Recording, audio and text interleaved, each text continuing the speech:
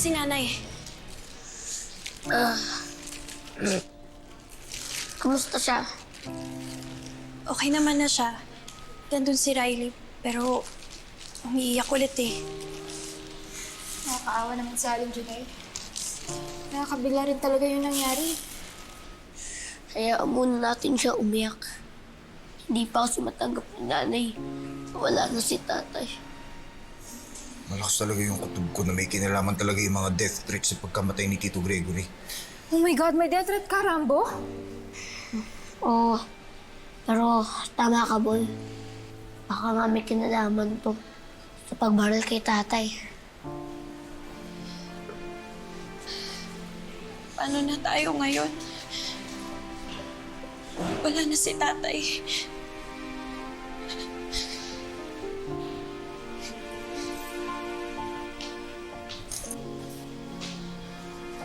Okay lang yan rin. Alam kong mahirap para sa atin na wala na si tatay. Pero kailangan nating lumaban. Palalampasin din natin to. Hindi ko kayo papabayaan.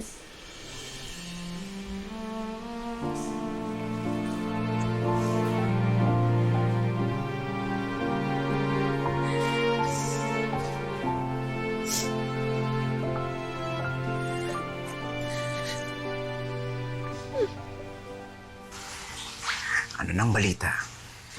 Wala. Kahit nga police station pinuntahan ko, inimbestigahan ko pa. Wala. Saan nagpunta yung hinayupak na yun? Alam mo, hindi kita masasagot dyan. Kasalanan mo yan eh. Dapat sinigurado mong todas na yan bago mo iniwan. Hoy. Wala talaga siya sa plano ko. Nasira lang ang diskarte ko. Saan nagpunta yung hayop na yun?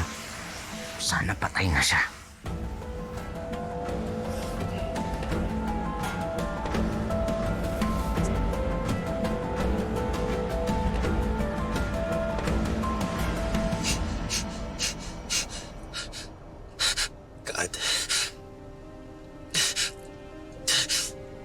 God, please. Please help me.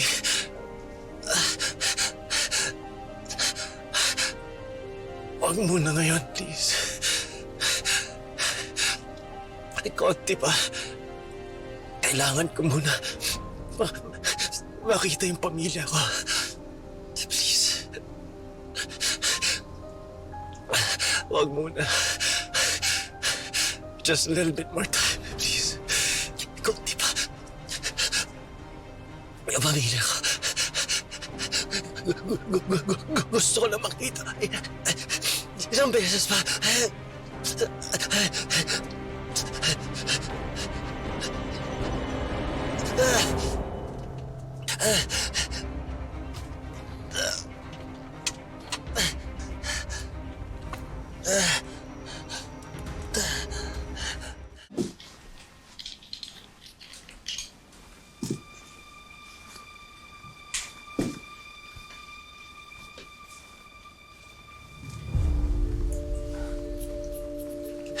Hello. Ang astig naman ho niyan. Baka naman pwede rin ako magkaroon ng ganyan. Actually, pwede. Pero dapat hindi mainitin ang ulo mo. You have to be a responsible gun owner. Eh, Lob, hindi naman ho mainitin ang ulo ko. Mahaba nga po yung pasensya ko eh. Naku. Tama ba pagkakaintindi ko? Gusto mo magkaroon ng baril? Eh, Nay, protection ko lang naman ho. Tingnan nyo nga si Mang Gregory, hindi man lang nakalaban. Yeah, may point si Oliver. Hindi mo alam kung sino yung mga makakahalubilo mo. Lalo na kung nasa politika ka. Bagay. Tama nga naman si Sir Eduardo. Sir? Sir, tumatawag ko si Rambo.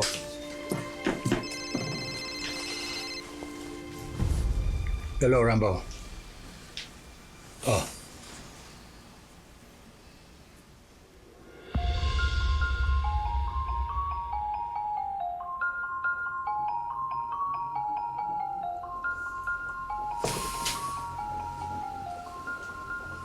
Sir Eduardo?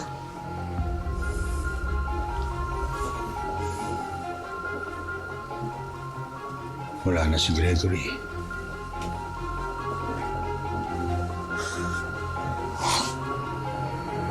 Diyos ko, nakakalungkot naman. Paano ngayon yung pamilya niya? Kawawa.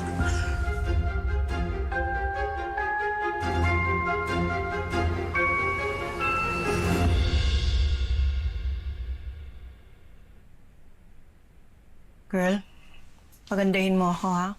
Gusto ko ang peg ay breakfast at Tiffany's. Leave it to me, go. Akong bahala sa'yo. Yes. Oh, come in.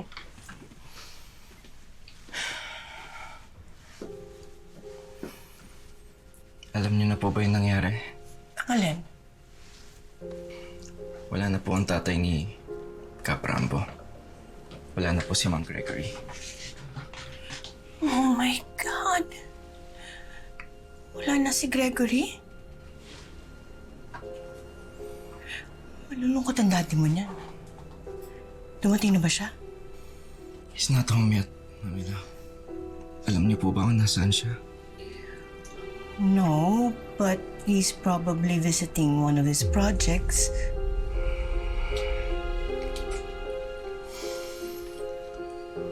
Mamila, parang kailan lang po kasi nangyari yung incident with Daddy and kay Cap Rambo. Tapos ngayon yung kay Mang Gregory naman po, I don't feel safe around here. Don't worry, I'm going to call him after I'm done with my makeup, huh? I've been trying to call Daddy pero hindi po siya matawagan. Ako na bahala. Okay? Okay?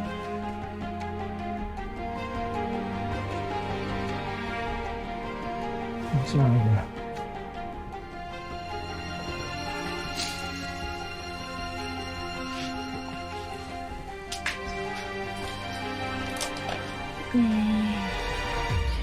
Labas ka muna, please.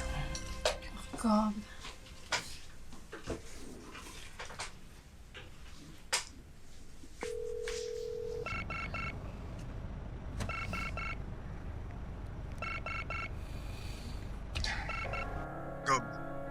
Hello. Asan si Albert? Ano ba? Yaya ba ako ng ampon mo? Hanapin mo siya. Minor de edad ba yun si Albert para hanapin pa? Worried si Jorel after nung insidente na stranded ang daddy niya at ngayon ito naman kay Gregory. Binata yung anak mo. Single. Baka nagaliw-aliw. Fine. Pero hanapin mo pa rin at i-update mo ako, ha? Mahirap na. Baka mamaya kumikilos na yung mga kaaway, wala tayong kaalam-alam. Okay?